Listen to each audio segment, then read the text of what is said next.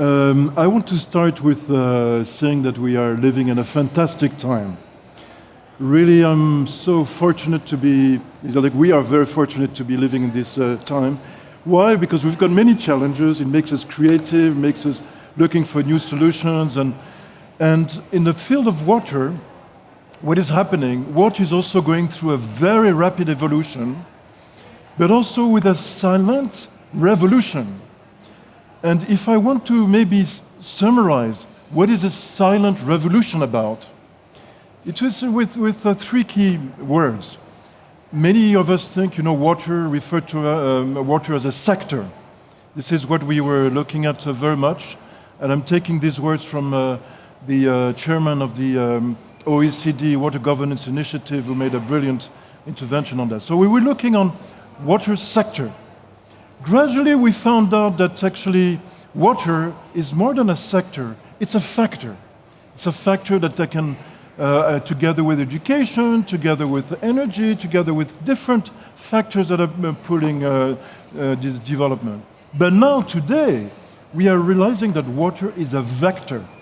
It's a vector of development. It's at the center of many things that are happening in development. So, if we look at indeed this, maybe you have seen that already, but if we look at the SDGs, different 17 SDGs, we can put water in a sector with great certainty. Water is contributing to almost all the other different development goals. And really, in terms of, we can really say that it has become an engine of development, and hence, thank you very much, Dustin, for bringing this political economic side, where we're really looking at now the language. Also, a big revolution is the language we use about water is not only about pipes, etc., but we're looking at water security, of course, but we're looking at energy security, because in a way we can look at also what is the relationship between water and energy, food security, environmental security, but more than that, it's become part of the story of green economy, of green cities. It is really a vector of all these different visions that we have now, water being at the center. But of course, development goes with increased pressure on the water quality, pressure on water quantity, as you all know. Water crisis, we'll see that a bit later. The rise of digital water. Digital water, which is going to be, a big change in our world. We have got next door the Smart City conference, but the smart water in smart cities is a reality as well. Decreasing costs, changing the way we manage water, even at the user's level. We're using our smartphones to inquire our bills, to pay for our bills. This is today, it's happening. So the value of water, the way we look at water is very different. And virtual water and water culture. Thank you very much also for bringing this point. I think, Dustin, you also mentioned the cultural aspect. Very key, indeed, because really the way we as users, we as producers, we as developers, we as planners is very key on the way we look at water.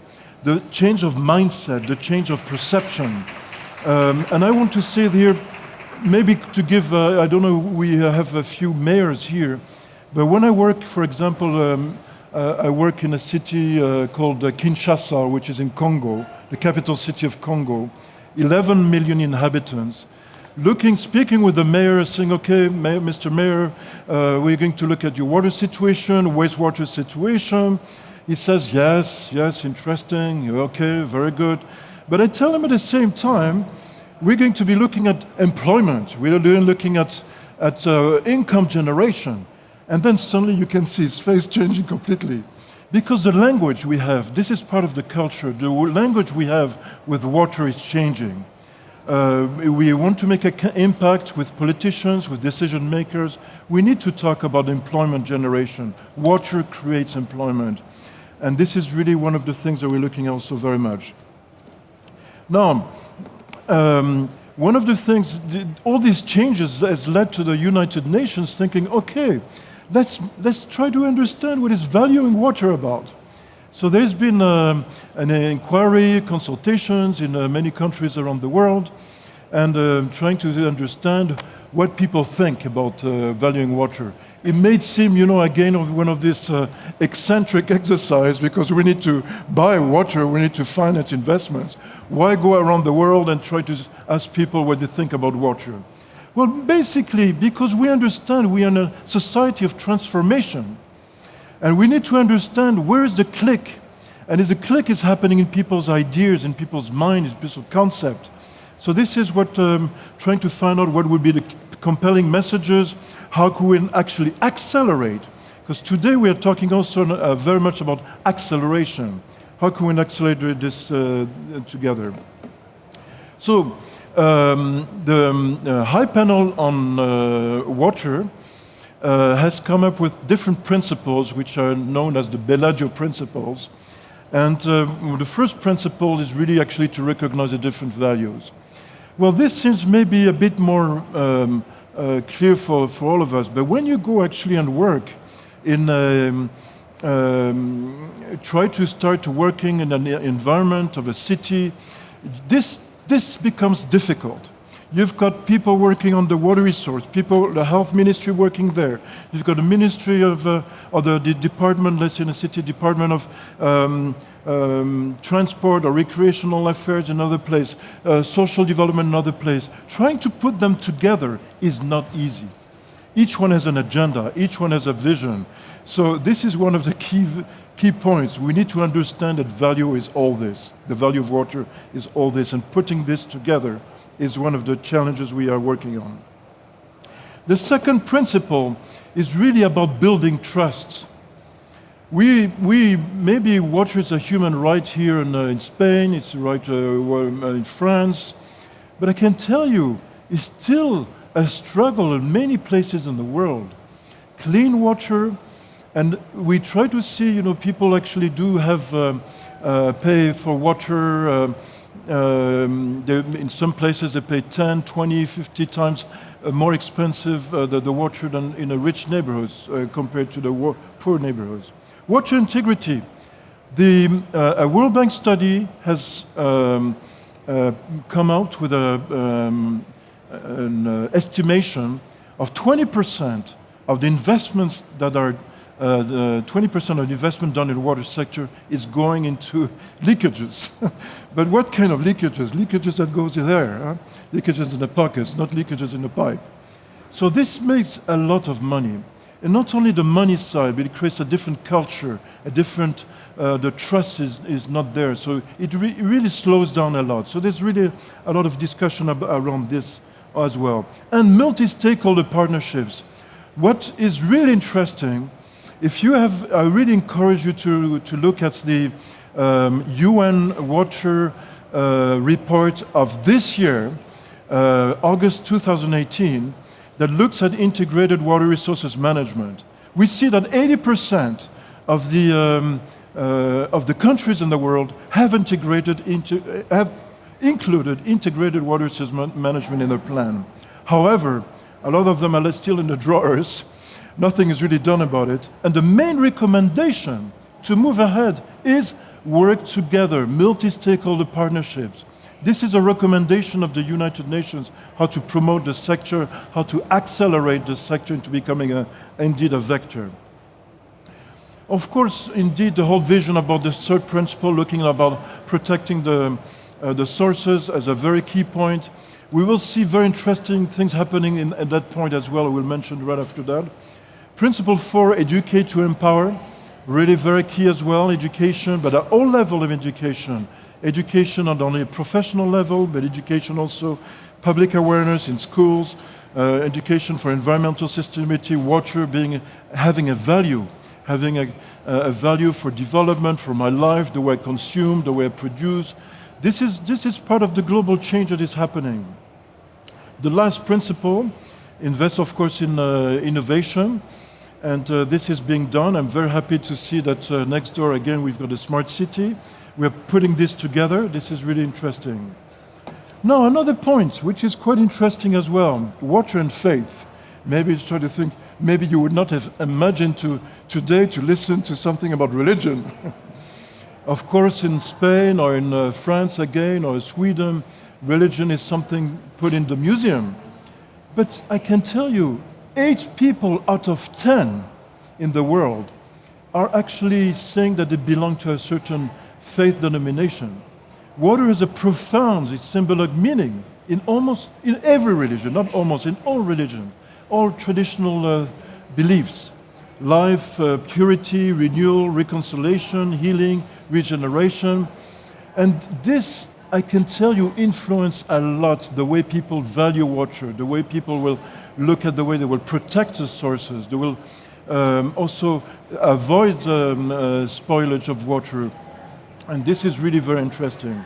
So what we are doing now in the Global Water Partnership, together with the World Council of Churches, together with some Islamic boards in Morocco, in Jordan, together with Buddhist communities, Hindu communities, with the Vatican City as well, we're trying to make them part of the story. Okay, this is, faith becomes a vector, a way of changes. So this is quite interesting to see. And we're trying to see, because there's a lot of money being invested also in this regard. So we're trying to really make this a real multi-stakeholder partnership. Culture has definitely an amazing position in this challenge that we are looking at. Now, the other point also we need to look at is water and peace. If we look at the world, water is also very much a factor of conflicts. And we really encourage you, if you have not done so yet, please look at the report on the high-level panel on water and peace. This is really very interesting. We're seeing not only as war situations, armed conflicts, but also as social conflicts between communities. And so trying to see, okay, water is a factor of peace, but it's also a factor of war. And so there's a big new tendency now, because we're trying to see that water has a new discipline, water diplomacy.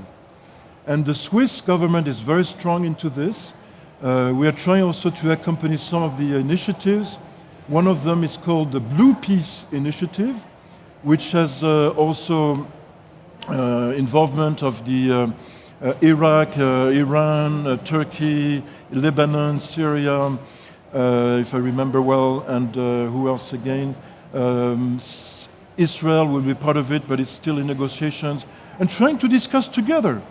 So these countries, as you know, they're not discussing, they're in conflict. So trying to find that water can become a dialogue, that countries start to talk because they need to talk. They have common conflict, they have common resources, common transboundary issues. And so water becomes a momentum, a platform where we can actually start to discuss. So we can build peace through water. This is interesting. One thing also which is really interesting, maybe some of you have heard, the eco-peace movement, which is happening on the Jordan River. And there we have also communities, Muslim, Jewish, Christian communities working together, trying to protect together the water source.